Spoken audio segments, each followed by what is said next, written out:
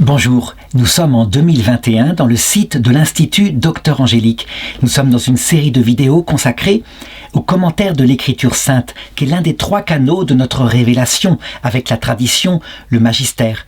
L'Écriture sainte étant le second canal, le plus profond étant évidemment l'Esprit Saint dans le cœur de ceux qui ont écrit cette Écriture qui nous est livrée, ainsi comme un texte mort et à qui il faut redonner la vie.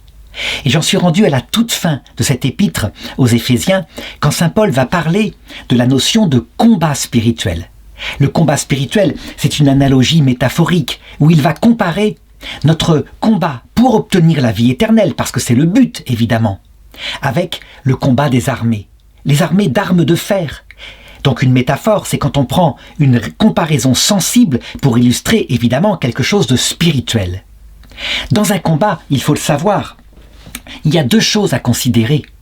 Il faut considérer l'attaque et la défense. Il faut 2 sortes d'armes, des armes de défense pour se protéger, parce qu'il y a des ennemis en face qui sont terribles, et dont il faut évidemment identifier le nom. Mais il y a aussi l'attaque. Eh bien, saint Paul va prendre des métaphores pour bien indiquer ce qui nous sert à la défense et ce qui nous sert à l'attaque. Le but, il va le préciser aussi, étant de répandre l'évangile dans le monde entier, afin que le maximum de nos frères et sœurs soient sauvés. Et donc, ça commence au verset 10, puisque j'ai commenté dans la vidéo précédente le début du chapitre. En définitive, rendez-vous puissants dans le Seigneur et dans la vigueur de sa force. Revêtez l'armure de Dieu pour pouvoir résister aux manœuvres du diable. Et donc, on peut dire que la première chose que dit saint Paul, c'est qu'il faut se rendre fort. On n'affronte pas comme ça une armée ennemie rangée en bataille en étant fragile. Et il indiquera plus tard de quelle façon nous pouvons nous rendre forts, mais il est évident qu'en réalité, c'est le Seigneur qui nous rend forts, c'est sa grâce sanctifiante, parce que c'est avec lui que nous combattons. Nous devons nous battre, mais la victoire, elle vient de lui. C'est un petit peu l'histoire de Jeanne d'Arc, elle fait ce qu'elle peut, mais si le Seigneur veut donner la victoire, et à la mesure où il veut la donner, c'est lui qui la donnera. S'il veut à un moment donné qu'elle semble vaincue, et elle finit brûlée vive, c'est qu'il va lui rendre une victoire beaucoup plus forte, une victoire qui ne va pas être que terrestre, mais une victoire éternelle. D'ailleurs, il faut le reconnaître, lorsqu'elle est en prison, après avoir signé son acte de reddition devant l'évêque Monseigneur Pierre Cochon, et que les voix lui apparaissent le soir, alors qu'elle s'est habillée en femme, puisque c'était dans le contrat, et qu'elle demande « Est-ce que je vais être délivrée ?» Et les voix lui répondent « Oui, et par grande victoire ». Et qu'elle reprend courage, et qu'elle se vêt de nouveau en habit d'homme. Et que le lendemain, cet évêque hypocrite qui lui a tendu un piège en la mettant dans une prison gardée par des soldats anglais, vient constater qu'elle est retombée. Et le jour même, elle est brûlée vive. Eh bien, on ne lui a pas menti. La grande victoire qu'elle a eue ce jour-là est 1000 fois plus forte que si elle avait survécu et qu'elle avait terminé sa vie comme une petite vieille quelque part en étant mariée dans un village de France. Non, elle est maintenant une des vierges, des saintes vierges qui combat avec nous pour nous expliquer que les victoires terrestres ne sont rien en comparaison de la victoire éternelle et qu'il faut toujours garder ça à l'esprit. Alors,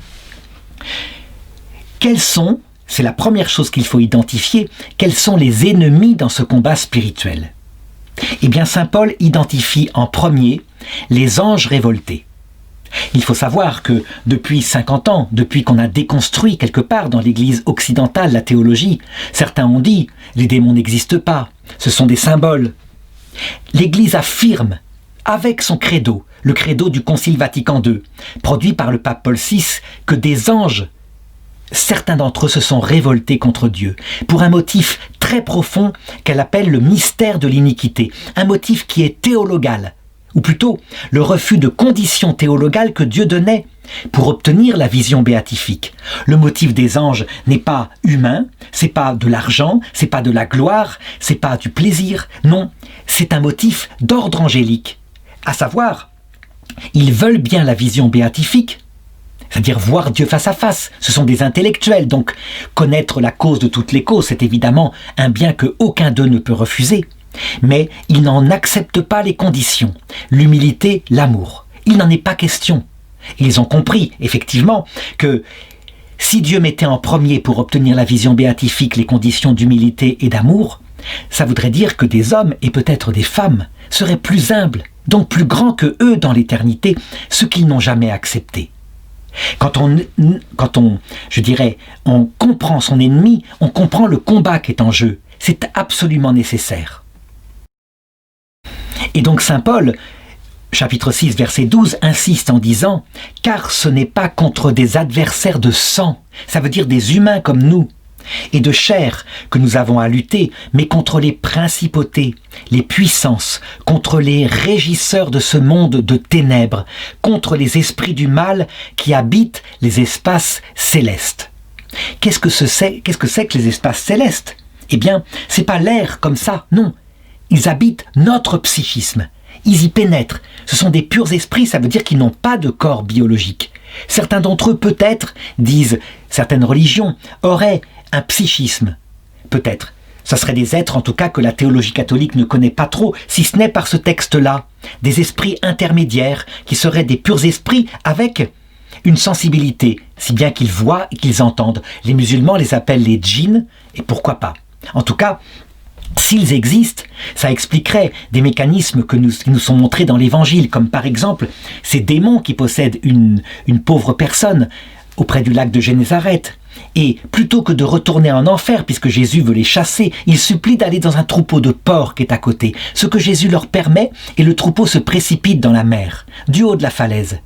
Évidemment, ce genre d'esprit-là, on le comprend bien, eh bien, ça ne semble pas être des purs anges, des purs esprits intellectuels. Jamais un pur esprit intellectuel ne se contenterait d'aller dans des ports. Par contre, si ce sont des esprits avec un psychisme, donc des esprits plus bas, qui, évidemment, en enfer où il n'y a que la seule considération de sa propre méchanceté, s'ennuient, et qu'ils ont besoin de s'occuper sur la terre, que ça les amuse, que ça les occupe, alors, peut-être, on y trouverait l'explication. Ce qui est certain, c'est que les démons sont donc des ennemis fondamentaux. Ils veulent véritablement entraîner le maximum d'humains dans la révolte contre Dieu, avec l'espoir suivant qui explique leur combat acharné. S'ils pouvaient faire que l'humanité entière qu'ils méprisent les suivait dans leur révolte, et se révolte contre Dieu pour la même raison qu'eux, puisque le mystère d'iniquité sera présenté, soit à la fin du monde par le dernier Antéchrist, soit à l'heure de la mort par Lucifer en personne.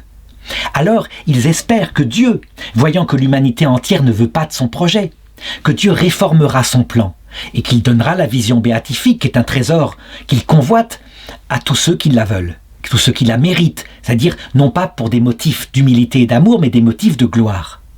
Évidemment, cette révolte est aberrante, nous le savons nous, qu'avons la connaissance de Jésus-Christ. Nous savons que c'est la Trinité elle-même qui ne peut pas être vue par un être orgueilleux. C'est insupportable pour l'orgueilleux, parce que la Trinité est un mystère de jaillissement d'amour et d'humilité. Véritablement, comme le Christ l'a montré en mourant sur la croix, il n'a pas révélé uniquement l'amour de Dieu, mais il a révélé l'humilité infinie de Dieu. Donc le moindre orgueil qu'il y a dans notre cœur nous empêcherait de voir face à face notre Créateur. En tout cas, cet ennemi qu'est le démon, il utilise tous les moyens possibles. Et d'abord, justement, il vient appuyer sur les espaces célestes dans notre âme, à savoir sur notre psychisme. Les facultés qui nous sont communes avec les animaux, qu'ils savent parfaitement manipuler parce que c'est un domaine matériel, c'est lié au cerveau, et que les anges ont organisé la matière pour Dieu après la création du monde, afin que le monde soit comme maintenant.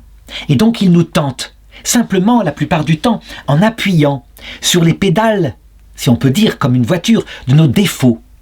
Et nos défauts majeurs sont les trois convoitises, les plaisirs égoïstes, la vanité égoïste, et puis l'argent égoïste, parce que ces trois choses ont une puissance énorme pour nous donner trois sentiments qui fait qu'on se sent bien quand on habite sur cette terre. La vanité nous donne de la valorisation. L'argent nous donne de la sécurité par rapport à l'avenir, et nous en avons besoin pour être équilibrés. Quant au plaisir, il nous donne l'impression d'être autonome, de n'avoir besoin de personne, et c'est vrai, quand on est dans le plaisir, on est indépendant. Il ne faut pas croire que les démons sont toujours là, qu'on se rappelle ce rêve de Jean Cassien qui illustre la place exacte des démons. Lui qui avait vu une ville immense de 100 000 habitants, avec des gens qui achetaient et vendaient, et peut-être que cette ville était Ninive. Et puis il n'y avait aucun démon dans la ville.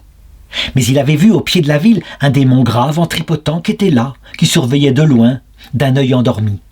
Tandis que dans le désert, il y avait un ermite qui essayait de prier comme il le pouvait, et des milliers de démons lui tournaient autour, comme des mouches, comme des femmes nues, comme toutes sortes de choses, essayant de pénétrer son imagination pour le faire quitter sa vie de sainteté. S'étonnant, Saint Cassien retourna vers le démon ventripotent, le secoua, lui dit « Mais comment ça se fait? Il n'y a personne dans la ville. » Et il répondit en bâillant « Pas besoin, ils se tentent entre eux. » Et ceci nous permet de comprendre qu'avec le démon, il y a deux autres ennemis contre lesquels nous devons nous battre, à savoir d'abord notre propre psychisme, le vieil homme qui est en nous, que saint Paul a décrit dans le début de l'épître aux Éphésiens. Il y a en nous effectivement un homme qui nous fait faire des choses que nous ne voudrions pas, alors que ce que nous voudrions faire, parfois on n'arrive pas à le faire. C'est donc un ennemi intérieur que Dieu a permis, après le péché originel, afin de nous maintenir toujours dans l'humilité, que nous comprenions nos propres limites. Mais cet ennemi-là, il faut le combattre, tout en ne s'offensant pas trop. Ça veut dire ne pas paniquer, en sachant que cette faiblesse-là, ces péchés de faiblesse, Dieu les prendra sur soi. Par contre, le risque énorme, c'est quand on comprend que Dieu les permet pour notre humilité, comme il l'a dit à saint Paul en lui disant « L'écharpe que tu as dans ta chair, eh bien je te la laisse parce que ma grâce te suffit, c'est dans la faiblesse que se révèle ma puissance. » Eh bien, cette écharpe-là, si nous disions « Oh ben c'est pas bien grave puisque Dieu pardonnera, c'est la faiblesse », et que nous péchions, nous risquerions, là, véritablement, de suivre le démon et de développer en nous une habitude d'égoïsme qui fait que face au mystère du Christ révélé, avec son humilité, et face au mystère de Lucifer, qui vient prêcher à l'heure de la mort, nous pourrions bien suivre Lucifer. Donc il ne faut pas jouer avec le péché, mais quand nous tombons, s'en servir pour se repentir, afin de toujours garder son cœur en esclavage, à savoir nous sommes des pauvres pécheurs. Si nous agissons ainsi, nous retournons ce deuxième ennemi en un allié bien involontaire, mais tout de même. Et puis, le troisième ennemi, ce sont nos proches dans leur propre tentative de nous tenter, de nous dire sans arrêt « Mais renie donc Dieu, tu es fidèle et il t'arrive que des malheurs. Crée donc ta vie sur terre, éventuellement par la malhonnêteté, et puis tu verras bien après la mort ce qui se passe. » Tous ceux, à l'image de Job, qui ont eu des épreuves et qui se sont battus pour garder leur droiture, ont été tentés par leurs proches de cette façon-là, afin qu'ils quittent la droiture de leur cœur. Et là, eh bien, il peut arriver que notre prochain, donc des personnes de chair et de sang, soit l'adversaire de l'Évangile. Dans ce cas-là, tout en restant à les aimer en tant que personne, il faut être capable de dire non à la tentation qu'ils mettent sur notre chemin. C'est une force énorme. L'adversaire étant identifié, il reste maintenant à regarder quelles sont les armes et les armures que nous avons. Alors, à partir du verset 13 du chapitre 6, saint Paul va commencer à développer sa métaphore concernant les armes et les armures.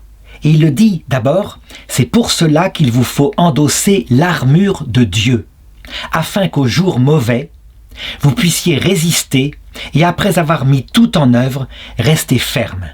Et on le voit bien, il y a bien l'armure, et l'armure c'est Dieu, c'est l'armure de Dieu. Je vais expliquer pourquoi. Et puis, il y a la résistance et la mise en œuvre d'un projet de contre-attaque dans cette guerre spirituelle qu'on pourrait appeler la bataille d'Armageddon, qui s'achèvera évidemment face au Christ à l'heure de notre mort. Qu'est-ce que l'armure de Dieu en premier lieu? Eh bien, ce n'est pas simplement notre foi, ce n'est pas simplement notre charité. Même si elles sont essentielles, il va le dire plus tard, c'est ce qui nous relie à Dieu. L'armure de Dieu, c'est carrément Dieu. C'est l'Esprit Saint lui-même dans notre cœur. La charité, la foi nous permet de nous relier consciemment et amoureusement à cet Esprit Saint. Mais l'armure de Dieu, c'est l'Esprit Saint dans notre cœur. Il ne faut donc pas contrister l'Esprit Saint. Il faut le garder précieusement et le fréquenter.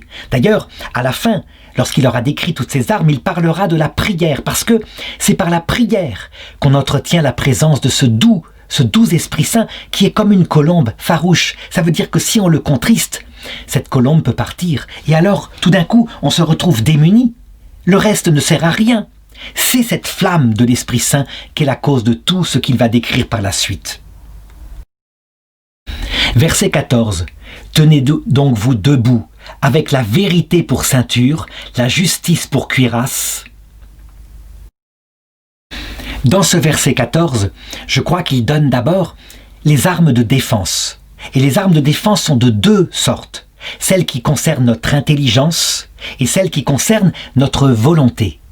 Notre intelligence et notre volonté collaborent ensemble pour nous unir à l'Esprit Saint. Parce qu'il faut le savoir, c'est une alliance.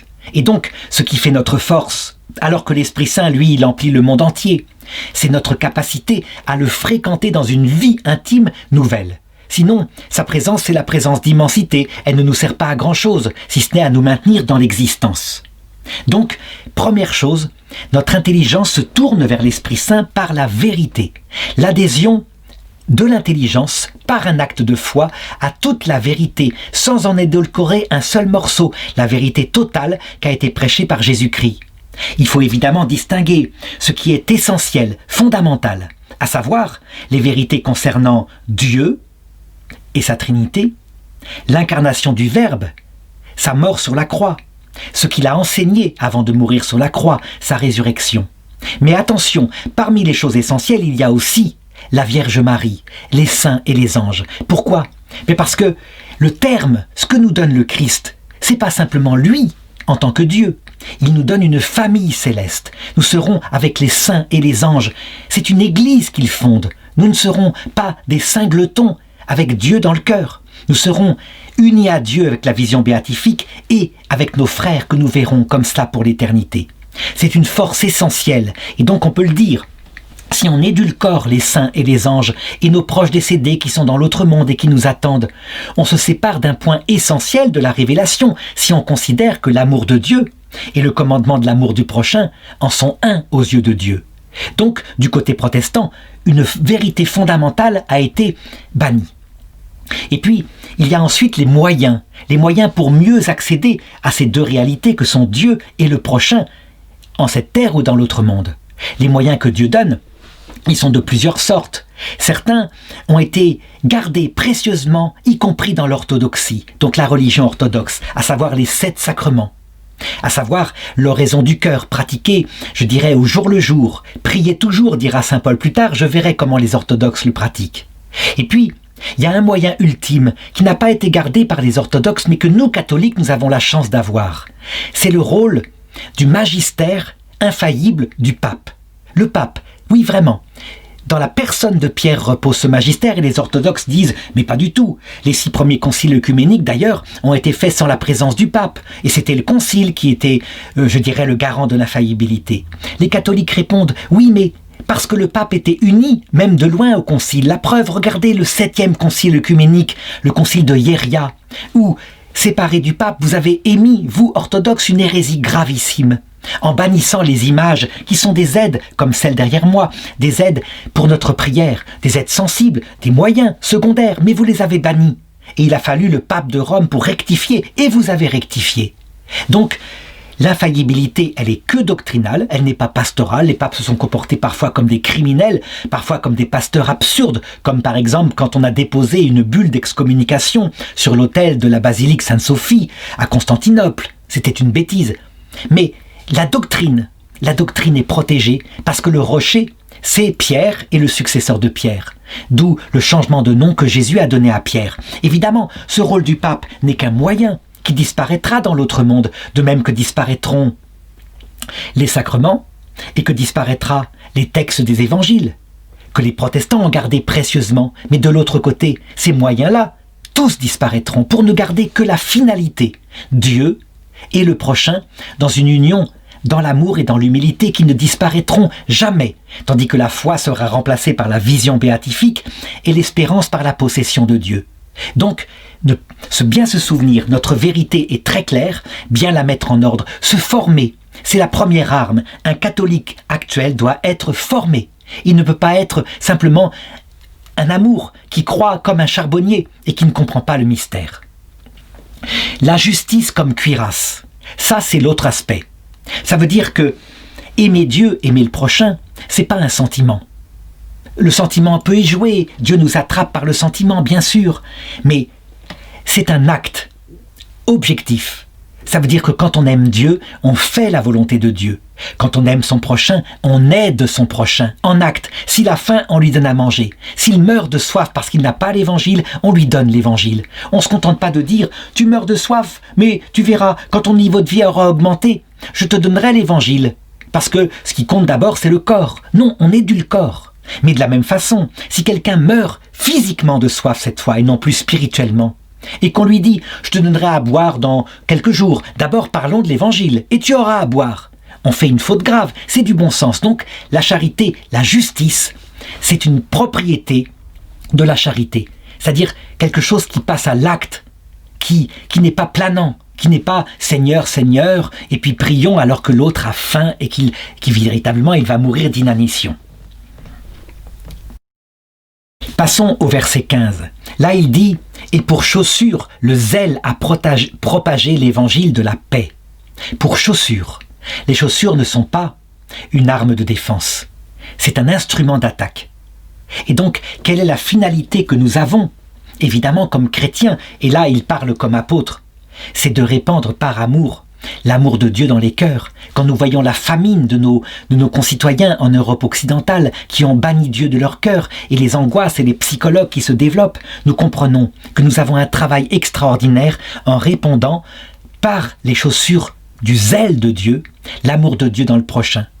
Le pape François a été très précis là-dessus et d'ailleurs très critiqué quand il a dit « Il faut bannir le prosélytisme et il faut évangéliser ».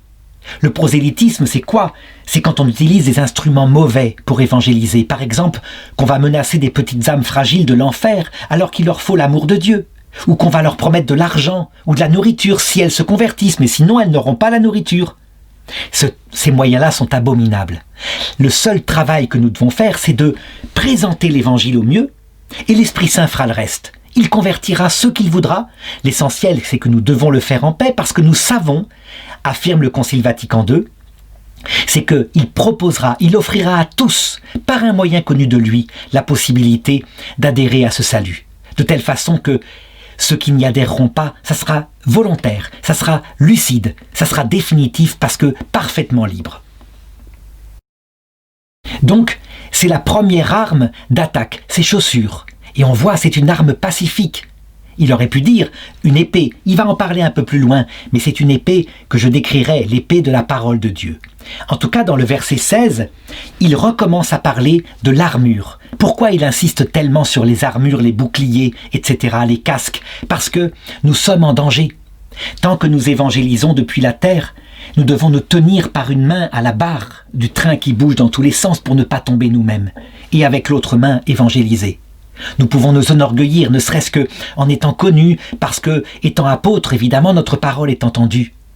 Au ciel, la petite Thérèse de l'Enfant Jésus, qui passe son temps à venir nous visiter pour nous évangéliser, elle est sans danger.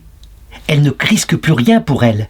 Elle voit Dieu face à face, et donc là, elle n'a plus besoin d'armure, elle n'a plus besoin de rien, elle est puissante de la puissance de Dieu.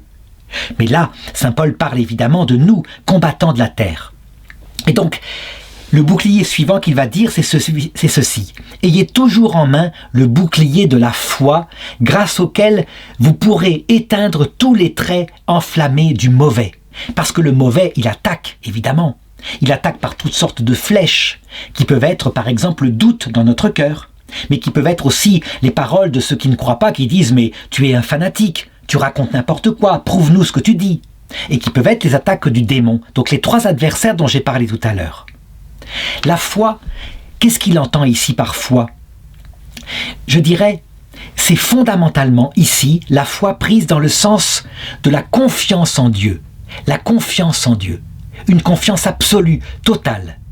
Et je dirais, on voit le niveau de sa foi quand arrive la tempête. Qu'on se souvienne ce qui est arrivé aux apôtres qui étaient sur le lac, et Jésus n'était pas monté dans la barque, et la tempête s'est déchaînée.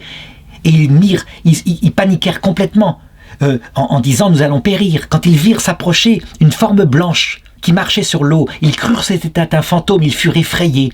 Et Jésus les rassura en disant « n'ayez pas peur, c'est moi ». Saint Pierre, qui était là, décida « si c'est toi, Seigneur, ordonne-moi de marcher vers toi sur l'eau », ce qu'il fit. Et il faillit se noyer. Et Jésus lui répondit, « Homme de peu de foi, pourquoi as-tu douté ?» En réalité, dans une épreuve comme on la voit actuellement sur l'Europe occidentale, où la majorité des gens apostasient au point que le petit troupeau des chrétiens devient si petit qu'on se demande s'il va survivre. On voit même en Belgique des évêques eux-mêmes qui semblent ne plus croire, et à un moment donné où arrive ce coronavirus qui fait que la messe n'est plus possible, et que le gouvernement décide que dans n'importe quelle église, il n'y aura pas plus de 15 personnes. À la différence de la France, où là, les évêques protestent et mettent un avis au Conseil d'État et obtiennent une rectification. En Belgique, on se contente de dire « Oh, nous sommes très contents, c'est très bien », comme si l'évangélisation elle-même, l'Eucharistie elle-même, la messe elle-même, ça ne servait plus à rien, comme si les serviteurs des serviteurs de Dieu, eux-mêmes, avaient renoncé à se battre, avaient perdu la foi.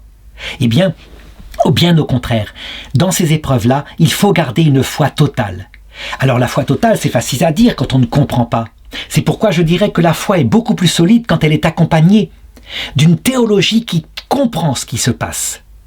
Par exemple, qui comprend parfaitement que si Dieu permet cette grande épreuve sur l'Europe occidentale, s'il a permis la perte de l'orthodoxie par l'islam dans les terres où est née la religion chrétienne, donc l'Afrique du Nord, l'Asie, le Proche-Orient, c'est qu'il saura en faire sortir un plus grand salut.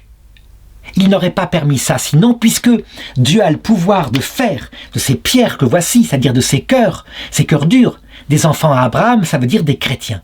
S'il ne le fait pas, c'est qu'il a des raisons.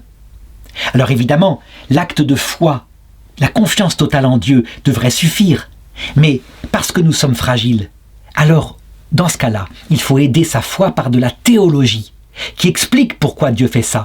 Tout simplement parce que la victoire, de toute façon, elle est acquise. De l'autre côté, à l'heure de la mort, toutes les valeurs du monde qu'on suit seront balayées comme un instant, lorsque le Christ se montrera. Mais que ce qu'il faut absolument que le Christ développe en nous, dans nos enfants, dans les chrétiens, c'est une humilité qui est la disposition au salut, la bonne terre sur laquelle l'arbre de la charité et du salut peut seul pousser. Et donc parfois, il nous fait toucher le fond du gouffre, afin que nous comprenions notre fragilité et que nous en ressortions avec cette humilité fondamentale. Et puis, il fait le renouveau comme il le veut, au moment où il le veut. Et on s'étonne parce que, comme à l'époque d'Élie, on voit un tout petit nuage qui monte de la mer. Et Élie qui dit « Dites au roi de vite retourner dans son palais, sinon l'inondation l'empêchera d'arriver. » Et la pluie se met à tomber.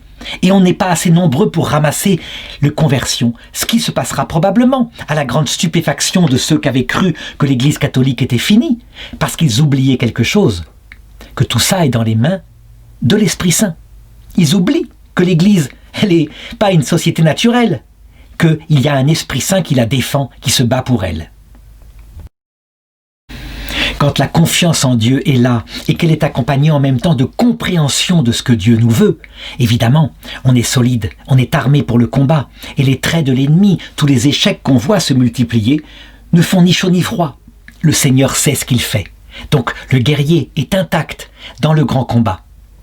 Ensuite, au verset 17, il va parler de nouveau d'une autre armure. Enfin, recevez le casque du salut.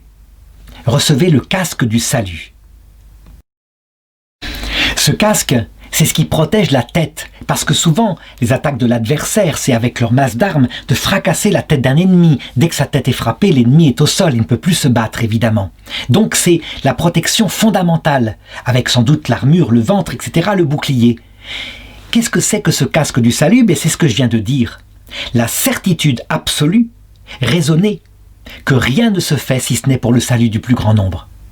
Que tout est utilisé par Dieu, y compris les hérésies, y compris les échecs apparents, parce que le Christ est vainqueur et que, évidemment, il revient bientôt, il revient à l'heure de la mort. Et là, comme le dit saint Paul aux Thessaloniciens, le souffle de sa venue balayera l'antéchrist selon les 3 adversaires dont j'ai parlé tout à l'heure. Le démon d'ailleurs, qui sera comme dévoilé à la lumière de la venue du Christ.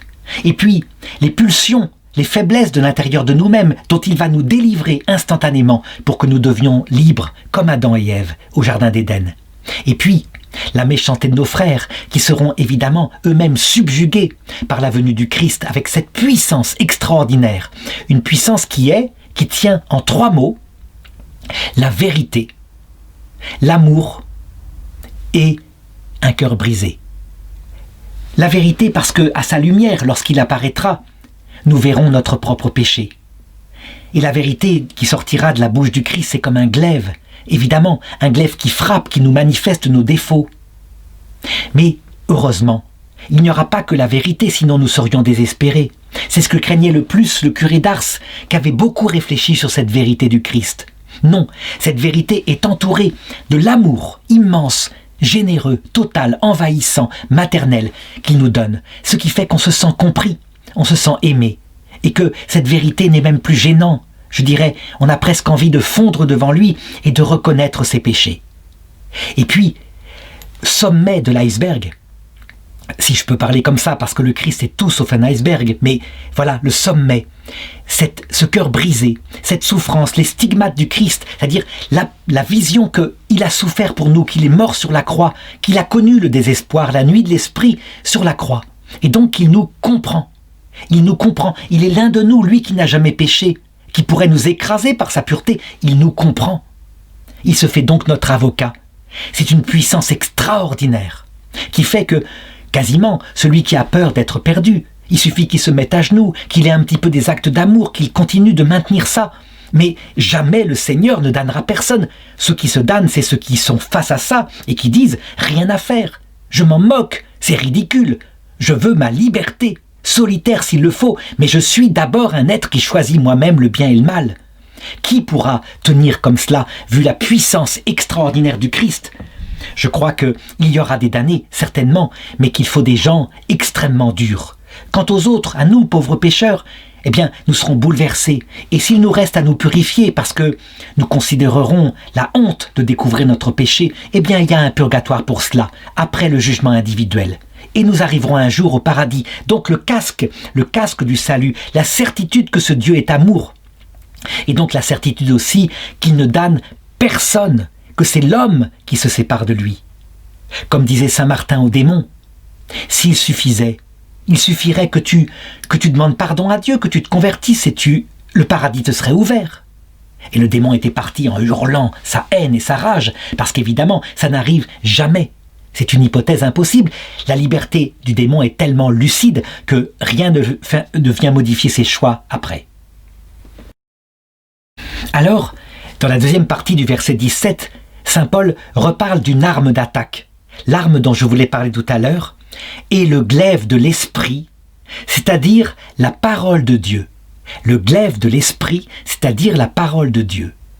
Les apôtres, ceux qui évangélisent, ont une seule épée qu'ils doivent toujours emmener avec eux, la parole de Dieu.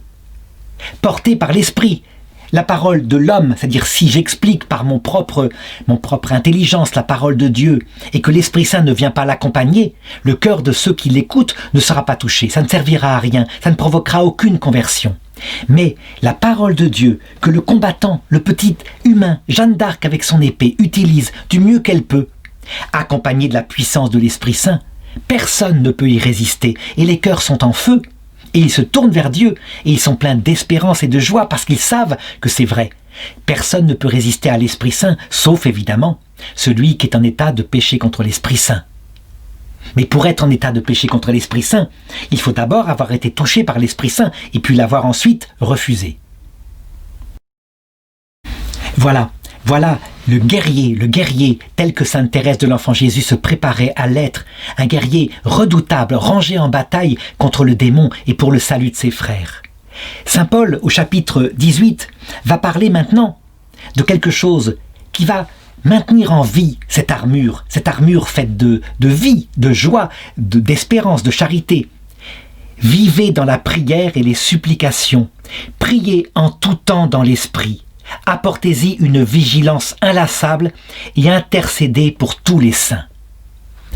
La prière, disait Marthe Robin, est l'axe, la clé de la vie chrétienne. Je sais que certains ont dit, mais est-ce que l'axe, la clé de la vie chrétienne, ce ne sont pas les sacrements ? En réalité, Jésus, réellement présent dans l'Eucharistie, c'est carrément Dieu lui-même qui vient habiter dans notre cœur. En fait, l'Eucharistie elle-même, elle vient habiter dans notre ventre. Le but n'est pas de rester dans notre ventre. D'ailleurs, tout de suite, nos sucs gastriques digèrent l'hostie, donc la présence eucharistique disparaît. S'il fait ça, Dieu, c'est évidemment pour habiter dans notre cœur et pour y rester toute la journée, en perpétuité. Ça veut dire que celui qui communie à la messe reçoit la présence réelle de Dieu et doit l'entretenir toute la journée et puis toute la vie, sans arrêt, en priant sans cesse. Le cœur à cœur de la prière, c'est le but de l'Eucharistie et des sacrements. Et c'est parce qu'on a une vie de prière amoureuse, tendre, une vie de prière fidèle, que l'Eucharistie a une valeur. Saint Jean Chrysostome encore, il prenait la comparaison pour l'expliquer de ce qui se passe dans le mariage. Le don des corps des époux n'est pas le but, mais c'est un moyen indispensable, surtout pour les jeunes couples, pour qu'ils s'expriment leur amour. Mais le but et le fondement, c'est quoi? C'est l'amour qu'ils ont. S'il n'y a pas l'amour, cet amour vivant qui fait qu'ils se parlent, qu'ils se racontent leur journée, qu'ils s'aiment tendrement, qu'ils font des actes de délicatesse, l'acte sexuel tuera leur amour. Pourquoi? Parce que l'un des deux dira « tu te sers de moi pour ton plaisir, tu t'en sers ». Et donc, dans ce cas-là, on dévore sa propre condamnation lorsqu'on se nourrit du corps du Christ et qu'il n'y a pas la prière, et donc ce qui fonde la prière, c'est-à-dire l'amour de Dieu et l'amour du prochain. Donc, il insiste beaucoup là-dessus. Et il faut remarquer que le verset « prier sans cesse » dans l'esprit a été beaucoup développé par la spiritualité orthodoxe de l'hésychasme. L'hésychasme, c'est-à-dire cette paix qui fait que, en récitant la prière de Jésus, on pouvait prier toute la journée, sans exception, nuit et jour. Et ça, des moines du mont Athos, mais aussi d'autres, comme par exemple Saint Grégoire Palamas, ont développé cette prière-là en disant « on peut véritablement arriver à prier sans cesse ». Elle consiste en quoi? Eh bien, dans une sorte de parole répétée non seulement avec la langue, pour que le corps s'habitue, mais avec le cœur en même temps. « Seigneur Jésus, prends pitié de moi, pécheur ». Tout simplement, sur la respiration. « Seigneur Jésus, prends pitié de moi. Seigneur Jésus, prends pitié de moi. » Quelques-uns ont une phrase en 4 mots, « Seigneur Jésus, prends pitié de moi, pauvre pécheur ». Mais ça revient, non pardon, je me suis trompé, « Seigneur Jésus, Fils du Dieu vivant, prends pitié de moi, pauvre pécheur ».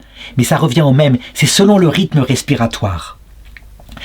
L'avantage de cette prière, lorsqu'elle est pratiquée par des moines, c'est qu'elle permet que le corps, que le psychisme s'habitue et l'esprit lui-même, ce qui fait qu'au bout d'un certain temps, ça devient comme une seconde vie et le corps prie tout seul la nuit. Il continue comme cela.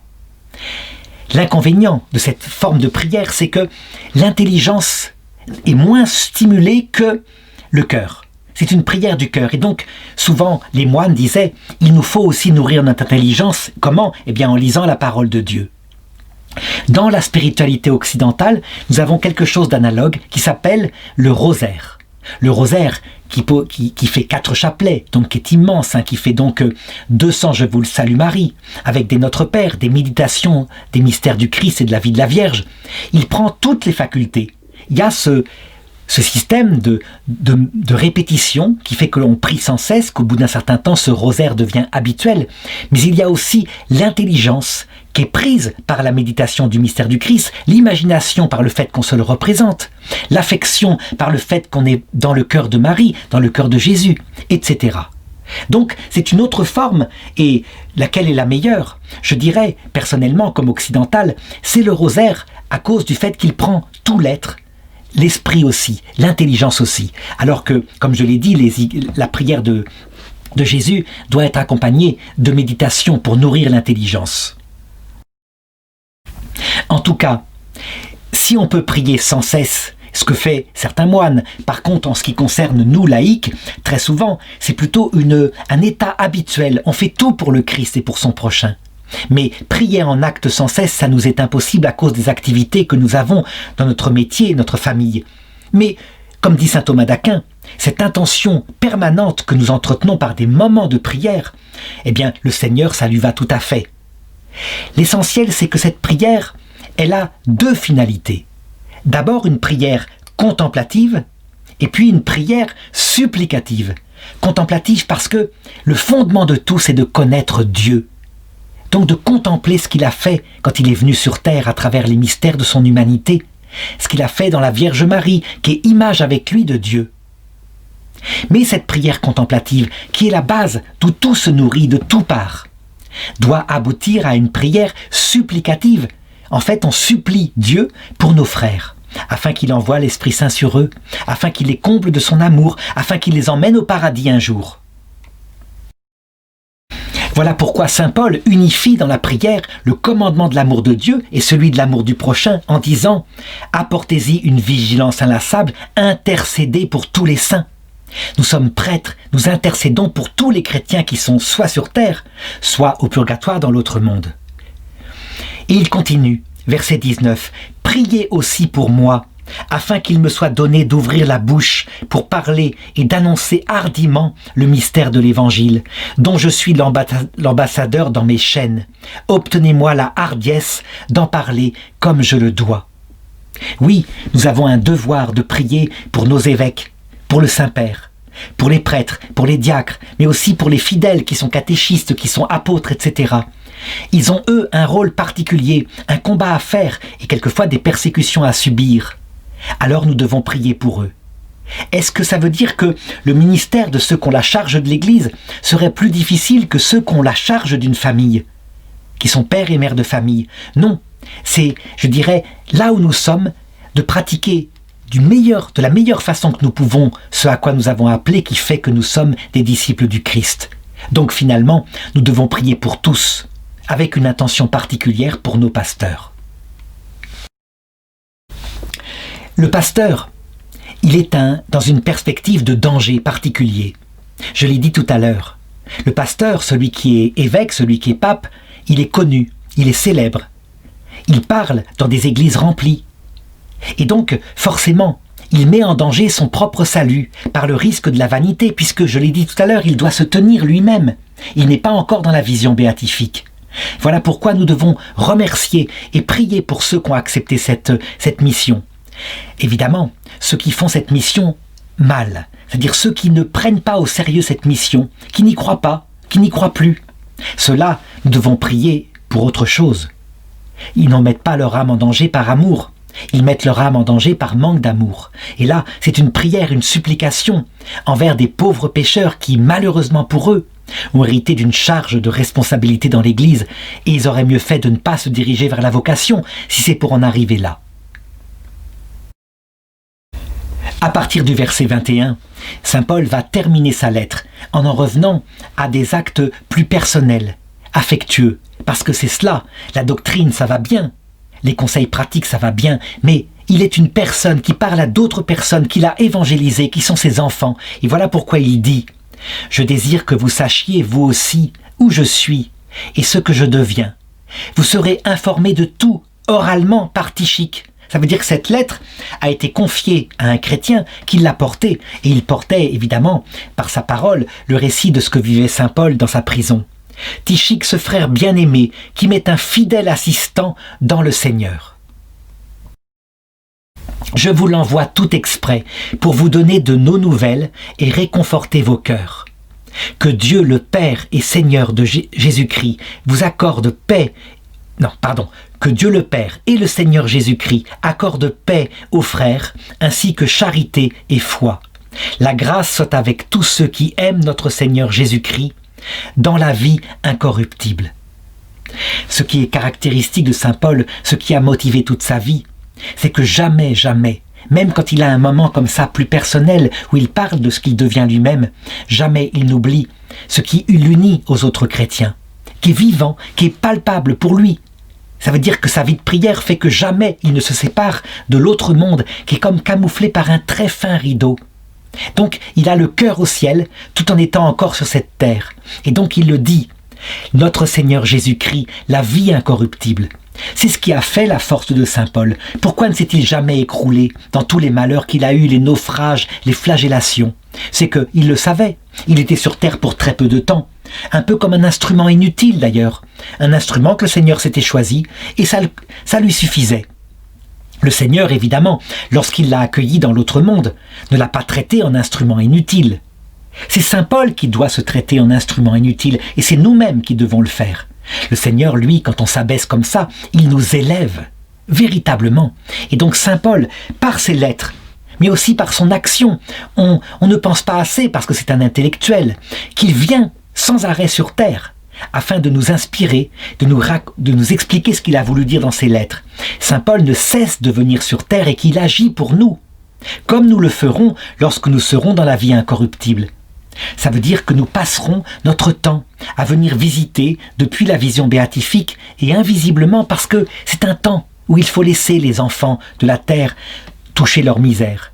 Nous passerons notre temps à les aider quand ils seront au bord du gouffre, pour qu'ils tiennent bon, avant que le Christ ne vienne les chercher.